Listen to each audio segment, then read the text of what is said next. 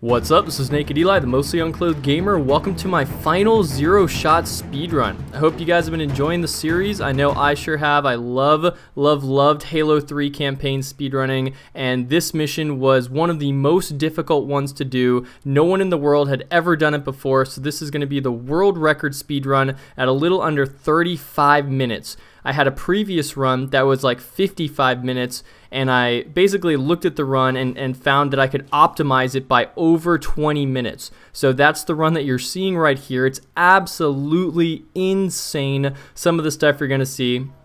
The Scarab jump is even more insane than the Scarab jump in the storm, let's just say that. So here you see me sticking one of the brutes, grenading both of those grunts so they don't shoot me in the back, get my shields back before going around this corner. You have to take him out so he doesn't kill your shields, because if these carbiners start shooting at you, you're automatically dead. So you punch them, give a little rat-a-tat-tap, and they get scared, run away, and now you're through the cave with full shields. Up there we have a carbine, so normally in an arc speed run you would kill the carbiner up there and then grenade jump up to the left. However, I didn't have enough grenades to kill him and make it safely up to the brute with all of his grunts up there. So instead, we're going to opt for a safer route. I'm going to sit here. I have no reason why I'm sitting here this long. I'm guessing there must be a reason, but maybe I'm waiting for the enemies to stop noticing me since they had seen me on my way there. And now I'm just going to jump all the way around the perimeter, getting as much distance as possible between me and the enemies in that pit, and they barely shoot at me. Nothing major happened. We're getting a very safe run up to this part. Now this is incredibly difficult. There's a ton of grunts. Look at how many I killed with that grenade. You can see the points in the bottom right corner. And now I missed the grenade on this brute. Luckily he's weak though. I can jump around the corner, get the angle so he doesn't shoot me, and then run away like a maniac. I'm going to pick up the brute shot here, which is obviously the strongest melee weapon in the game in campaign. Campaign has different weapon balancing than the multiplayer, so always use brute shot in a zero shot run if you can. Right there we saw, I don't know if that was a long sword or a short sword, but some sort of UNSC craft going down. We're going to stick this golden brute right here. Bye-bye, brute captain. And now we're going to run to the right while all the other enemies are distracted in that area. We're going to grab the rocket launcher, and this is going to be super clutch for finishing off a huge chunk of the mission. Going to stick him, that's going to blow up that entire pack. You see how important it is to land these grenades, otherwise I'd be starting right back at square one. This, I have to say, is also like the longest commentary I've ever done, so hopefully you guys are here just hanging out, having fun, relaxing with me, because I don't know if I have do I have the energy to keep it up for 30 minutes? And that came off completely. Can I keep it up for 30 minutes? That's a different question entirely. Alright, so here I'm going to give the rockets to this Marine. We're going to take him away from the pack because otherwise he gets confused. He starts running around and acting silly. So while I'm here, I can get him on. And there we go. Just double checking to make sure he's going to get on. And he does. And now we're going to, instead of challenging these guys, because you see the Prowler all the way on the left, I take this opportunity to just book it. Dodge both the Prowlers, let the rest of the Marines do their job and distract and die, and now I'm gonna just fly through this section. I used to try to take out all these guys and like position myself behind the canyon, but I said no way, I can get through these choppers before they even get on there. The grunt wasn't even on his ghost there, but now they're on, so I have to keep on moving. There's another ghost right here. He's gonna start shooting at me, and there is a warthog there that is a little bit easier and safer than the mongoose in the corner, but it's really, you have to take out all the enemies in that section to grab it. And I said screw that, we're riding dirty on a mongoose. So I'm going to move up with the rocket launcher. We're going to have a couple grunts, or ghosts rather, grunts in the ghosts. Come around this corner, and patience is a virtue. Boom, you're dead. Now I get off because if I had stayed on it, those shots right there would have killed me from that ghost. So instead we're going to let the Marine take some of that fire, and he's going to blow him up nice and easy with the rocket launcher. So in a zero-shot run, I obviously can't shoot any weapons whatsoever. I can use melee weapons like the sword and hammer, because that's just a close-range pummel. It's not really a shot, so to speak. It's not a bullet of any sort. And I can, of course, drive vehicles where I'm not shooting, and I can have my AI use weapons. So I'm definitely taking full advantage of that. But the problem is, you know, I am relying on this idiot. Fortunately, he has infinite rocket ammo. Unfortunately, his shot is absolutely terrible. So you're going to see me sitting here waiting for him to clean up that ghost. The reason I'm not pushing up on this fuel rod guy on the left side is because it's very risky with the ghost still up. The ghost can come around, and then both of those combined would completely kill me. So instead, I'm just hanging out. Now right here, I get greedy, I move forward, and I almost get destroyed by those 2 fuel rod shots. If one of those hits, I'm pretty sure I would have blown up. So now I'm going to move it around, going around in a circle, waiting for the ghost. Here we go. And I'm going to get off so that the ghost shots do not kill me. But look where he went. He's like taking off. He's going on vacation, dude. And now he's coming all the way back. And hopefully one of these days, my Marine will kill him. Nope. Chief's going to go man mode, steal that ghost. And now we're going to get back on. Nope. No, I'm driving, bro. You're not driving. Here we go. Now we have to take out the fuel rod. This guy is incredibly dangerous. Luckily, he nails it. First shot right under the guy's feet. He did not see that coming. And now I can grab a bubble shield, which is always nice. I'm not going to wind up using it for anything really, but I have a bubble shield just in case, and a fuel rod.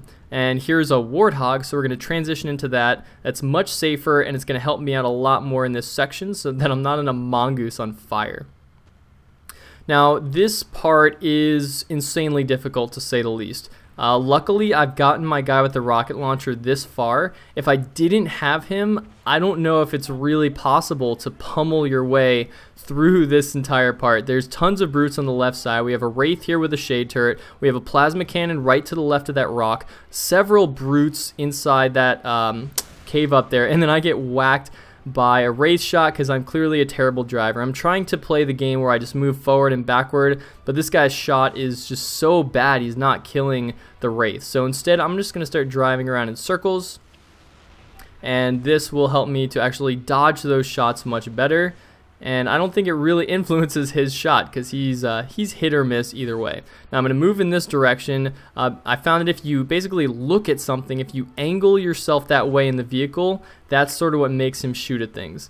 So I'm playing it safe because there's going to be 2 ghosts making their way down once you kill that wraith, and all the brutes on the left side are going to move into that cave.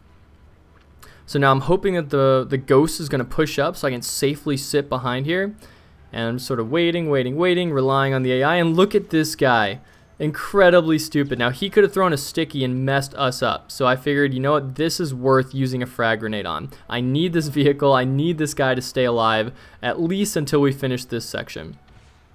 So, boom. He nails that shot over the cliff. Sometimes he shoots the cliff, and then you have to restart the whole mission. So that's always unfortunate. And he's going to get some good shots off here. And I'm going to speed this up because we basically sit here until enough of these enemies are cleared out. And so you're going to see what it looks like in 300% speed of a guy with a rocket launcher who has a terrible shot trying to kill things. Now he eventually cleans them up, right? Time is on our side. We have infinite ammo. And first we want to take out this tower. When you draw the aggro, that's what makes your AI target it. So again, having the warthog really beneficial there. Now we're going to move over, get a good look to see if anyone's still there. But instead, I'm going to be an idiot and fall down, and there's going to be a guy up in this tower. Luckily, the guy with the rocket launcher is a perfect shot there when it counts. And now I'm going to get in the side seat to make him get into the gunner seat. Now I'm going to take the rocket launcher from him. And now we're going to move over to take out these anti-air wraiths. This is the main objective of this section. The reason I put him in the chain gun is because look at how fast it rips this thing apart. He just shoots the core and it goes down like cutting butter. It's just so smooth. And now we're going to go man mode. We're going to push in, try and dodge these fuel rods that I'm doing a terrible job of because I clearly almost got killed there, took a hit, and then off of a piece of the anti-air wraith, flip my hog. Luckily, we have taken out enough and scared them enough that they're in disarray. We're going to look in, see if anyone's around. And here it goes dark when we go inside. Don't want to get hit by a teammate's fuel rod, so just be patient. I was looking around also scouting to see if any brutes were left, just in case we missed any. Sometimes they're hiding. And now we have multiple fuel rods and a rocket launcher. So I'm going to try and hoard these, and you're going to see a really cool strategy to put these on your teammates on the tank. So we're going to have the strongest tank ever seen by mankind with rocket launchers and fuel rods armed on the sides, and that's how we're going to push through this next section with the tank. This also is like the complete, like, I don't know how to describe it. It's not the climax of the entire game, maybe, but it's definitely like a climax in terms of military power. When you see the Forward Unto Dawn coming in, dropping off these massive ships and tanks and the Pelican, and there's so many Marines. We've never seen this much manpower before, and so much artillery being dropped down onto our position. So this is kind of a fantastic moment for me in Halo 3, not to mention the part that's coming up with the tank beats ghost, tank beats hunter, tank beats everything. It's one of the easily one of the most memorable lines in the entire Halo franchise. So I love this mission. I love this part in particular. Now, unfortunately, one of my fuel rods got sucked into the ground, and you could tell I was a little bit confused. But we still have plenty left over. So right here, I'm going to give rockets to, I wanted one of the guys in the front because that's a much more powerful weapon than the fuel rod. But unfortunately, people are going to be screwy, and the fuel rod's going to jump on the front, and the rockets is just going to stand there derping, and eventually this little Marine will get on the back. Eventually. I think he'll figure it out. I think, there we go. So now we have, check this out, I don't even have to shoot anything as a tank, and I have 2 infinite fuel rods on the front, a rocket launcher on the back, and then a little battle rifle on the back right. So here I'm just trying to angle around and basically just push forward. There's nothing I can really do except for look at the enemies and hope that my teammates kill them. So this is the part where we have to clean up a couple ghosts and a couple hunters. And I'm not going to shoot anything, I'm just going to look at things. And my teammates with infinite rockets and infinite fuel rod and a scorpion tank are just going to completely destroy everything. Now, part of the way to get past this is you need your teammates in their scorpions for this next part. So you're going to see that they're going to be really dumb in about a second. They're going to get stuck on all sorts of stuff on the ground, so that's going to slow us down just a little bit. But I mean, look at the time. We're 12 minutes in and we're already with the scorpion tanks, about halfway through the mission. This is just really going like clockwork, just going really well so far. Waiting around the corner for these ghosts. Got another one. Now, unfortunately, I have no idea. I think they shot that rocket way too close and killed 2 of them. So here we go. I'm going to collect the rockets, and now there's going to be a bunch of trading. I'm looking for the fuel rod, and now where are the other guys on my team? Let's go back and see what my teammates are up to. First, I'm going to give this fuel rod to him. They're going to kill the next ghost that comes through that I was not expecting. Usually a 3rd ghost doesn't pop up there.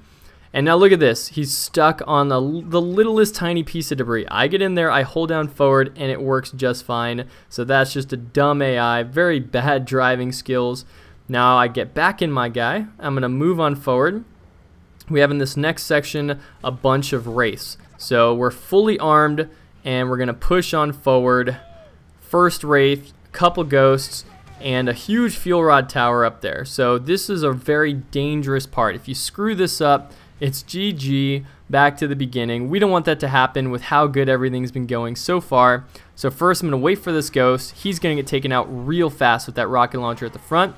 Now this guy is going to get taken out real fast, except he doesn't actually die, but he does run away, and that allows me to push up on the wraith. Luckily he doesn't shoot at me. I don't have to pull any fancy dodging skills. And now there's a ton of fuel rods, so sometimes I get lit up here. Which is why I basically just go completely parallel and hope that they kill the fuel rods in time. Just like we've seen in the other really difficult zero-shot missions like the Covenant, Sierra 117, and Crow's Nest, we're highly reliant on the AI to do a bunch of the work. So all you can really do is keep your fingers crossed and hope that you know, they shoot the targets in a fast amount of time for you.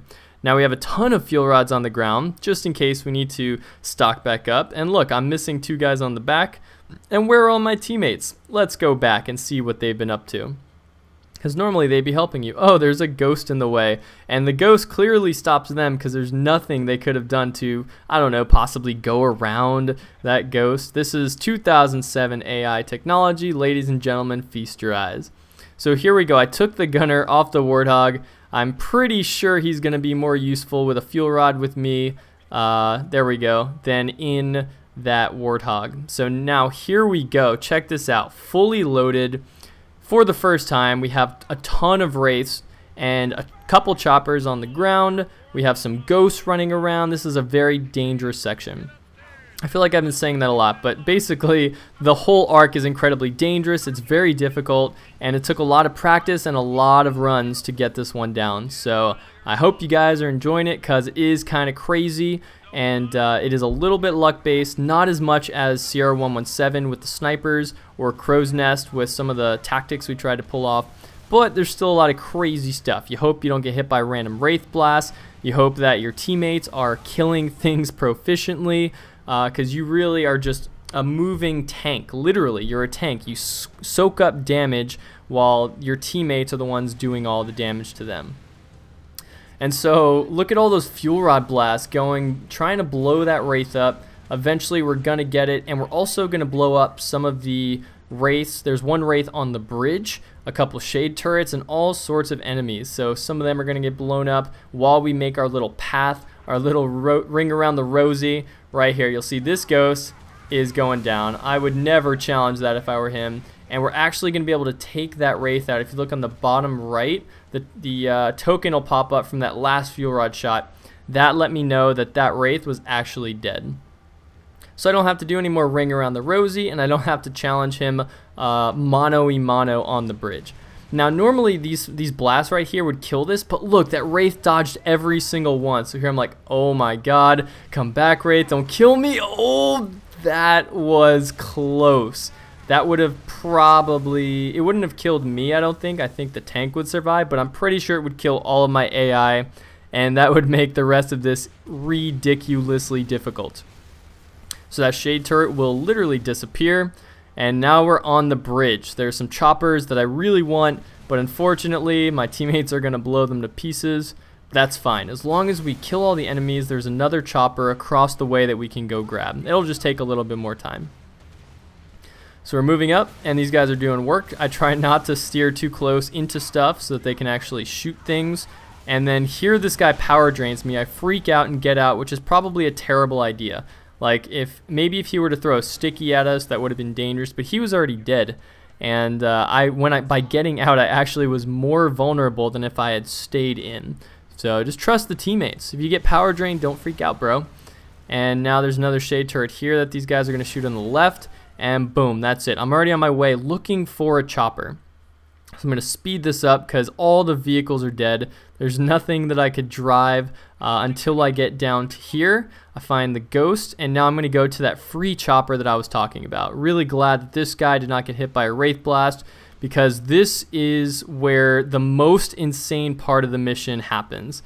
This is, I don't know how else to describe it. You'll see it with your own two eyes. Bringing the chopper in to this section.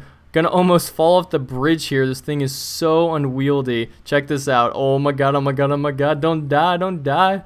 This would be a really stupid way to end this run. But we're gonna set it up to go through this door as soon as we hit this switch. So this light bridge is gonna allow the rest of our tanks to move through. You get fresh tanks. They're not the same as the ones that you had before helping you out. And now check this out.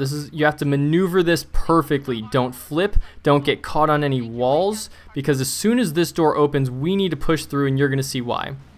I'm going to go through the first little slit, go perfectly through that little tree and that rock, drop down here. You can't just drop straight down or you'll die because the drop timer. Dodge both of these wraiths as they're dropping. Look at how low our health is. Every single millisecond counts here. Now we're going to move directly through this path. I'm going to jump off of here to go down into the pit. Inside of here, there's a bunch of fuel rod grunts. You're going to see one of them light me up, getting shot by a chopper. And as I move in, there's a ton of gravity lifts around. We need to pick up a grav lift, and now as soon as this happens, this is why the time is important. Look at this Scarab. I'm going to go over into the shadows. You see the red dot. He's about to drop it right here. Look at when he drops, time it perfectly, and we get onto the Scarab with a perfect launch. That took a lot of practice. That was as difficult as it looked. the placement of the grav lift, the timing of the jump. If you screw that up, you're stuck under a Scarab in a chopper while other choppers are chasing you down. Now check this out. I drop down, I throw this grenade. Luckily he gets off of the turret so he doesn't destroy me. I'm running around trying not to get shot, getting weak, one shot now, getting shot by choppers. Gonna jump up here and then hopefully not die to this Scarab. Luckily I need to get a chopper. There's one right here, otherwise I would have had to lure one in and tango with it. And I finally get in the chopper, kill the Scarab as soon as he drops, take out some of the enemies on the inside so that I don't get shot as much when I drop down. And yeah, 23 minutes in, no shooting, Scarab blown up, got my chopper. Now we're gonna do something just slightly crazy. It's not as crazy, but it's still crazy what we're gonna do now with this chopper. Just how useful this vehicle is in the speedrun will be apparent very shortly. So I wait for both of my tanks to push up, wait for the whole tank line to push up. Sergeant says like, first wave clear, second wave clear, right? And you wait for the first and second waves to be cleared. And then I'm gonna launch up onto the building, except I don't make it just quite. Hold on, let's try this again. I promise I'll get it the second time. And yeah, this is not easy to do, but when you nail it, it is so satisfying. Boom, nailed it. Now we're gonna climb the building's roof with a chopper. This is absolutely ridiculous. I don't remember if I discovered this or someone else discovered it, but it's crazy. You're gonna drop down here. You have to get out halfway or else the drop will kill you. And look at that, the chopper's just out of my range. So I don't have the chopper to safely to take out this beam rifle right here. Look, he looks at me, he's thinking about it, and then he doesn't hit the no scope. This ain't Halo 4, babe. You can't hit that beam rifle no scope. He goes down, and I'm gonna move on forward with the mission going through. We are inside waiting for the Arbiter to show up to finish the rest and kill the Chieftain in the end, which is a crazy fight, by the way. Yeah, definitely going man mode there, as you'll see. So luckily the Arbiter comes in. Both of those guys don't make it, only one does for the spawn, but I guess, did he just teleport there? I don't know, I didn't even see that. And now we're gonna have the legendary pissing Brute taking a leak in the corner. Now I just want to tap out all these grunts, just gently, slowly. Things are going so well. I just want to be quiet. And then my teammate shoots one of the grunts and wakes them all up. And now he's going to go crazy with his fuel rod, almost hitting me with that shot, which would have been insta-kill. And now I just have to wait for them to clear this out and put everyone at risk because the AI are not the brightest. 2007 AI, ladies and gentlemen. Alright, so I assume since Guilty Spark is moving up that they're all dead.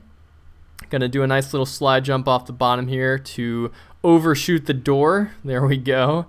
And now this is like a stealth mission. I like these little sections. We have one of these similar in the Silent Cartographer, is actually what this whole section of the arc reminds me of, where you can tap them out one by one if you take a sneaky route, make it pass without being noticed by anybody. We want to be as quiet as possible. And fortunately, the AI does not push up in this section, so you're allowed to just do what you do. That Brute's completely blind because he doesn't see you coming around the corner. You wait for him to turn, backsmack him. Now you pummel these grunts away from each other so that their carcasses don't shoot into the other grunts. Sometimes their methane tanks fly out and cause them to freak. You don't want that to happen. You just want to tap them out, right? We're almost a half an hour into this mission. It's been a hard fought, and hard won battle. And we're close to the end, so we don't want to die. So I'm going to move in here, backsmack him, nade him, and then can he nail it? Boom. Hits the nade, takes out all those brutes, misses the jackal. Going to move out, let the Arbiter move in. He's obviously like an infinitely tanky AI. I'm going to set this up to start shooting some of the brutes, help take off their shields. We have a fuel rod in there who sometimes does work, sometimes just gets annihilated completely. And now we're going to move down and just hope that the AI has actually done something while we're on our way, which I have faith. I think that the fuel rod guy is going to do well. And so you look around and just look at him, green blasts of fury everywhere. Both jackals dead, some of the other brutes dead. Moving in, got a deployable cover. This guy dead. So I'd say my AI did a pretty good job. I'm a fan. I think that this room is clear. After looking around, I'm satisfied, and I'm going to move on forward. And now on this section, you can actually get gunned down on the way forward. So we want the Arbiter to be here because he normally takes some of the aggro off from the ships. And if you do start getting shot on this part, you could always run to the left. So you see here, I'm going to stay on the right, but you can go down behind those like lit up gray scale things.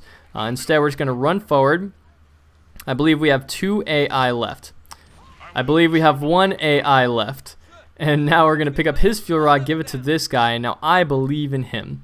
So this is a very dangerous part. He's going to throw that grenade. I'm going to try and hold this guy off. I did not want him to go in there, but he goes in, and how is he not dead? How are they not grenading him right there? How is he just literally like waltzing in and out?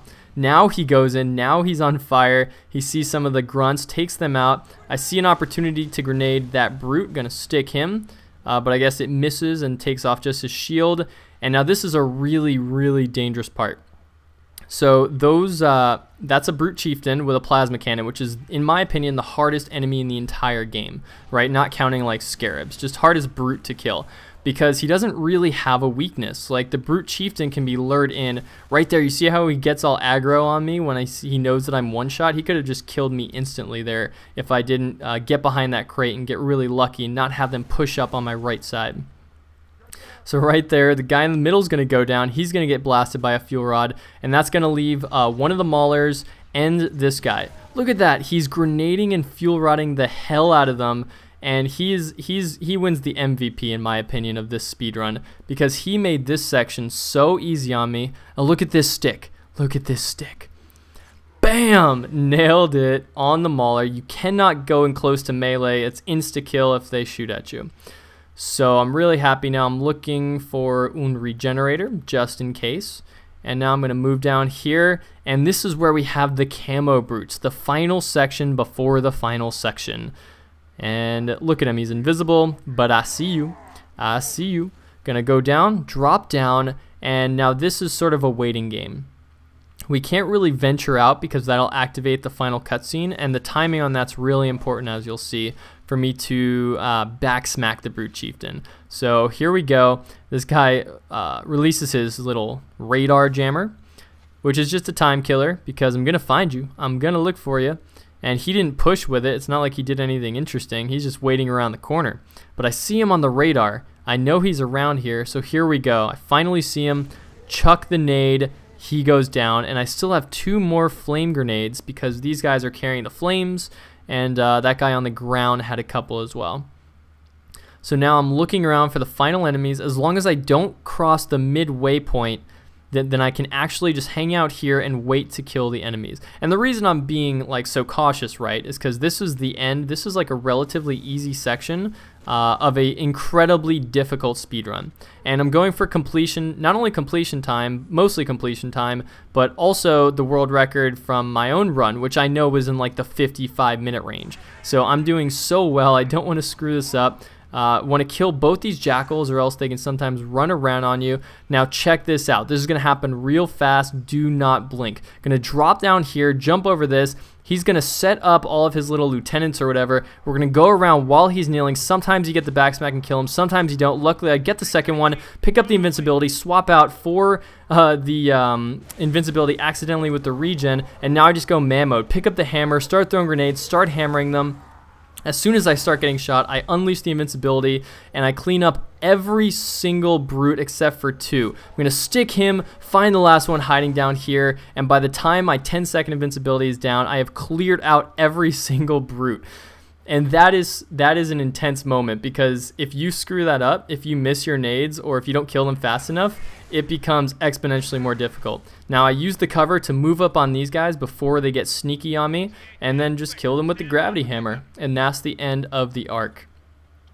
An incredibly difficult mission, incredibly satisfying when pulled off properly. A lot of luck with your AI, a lot of very specific timing with the routes that we took, and a lot of man-to-man combat. So here it is, 34 minutes and 31 seconds.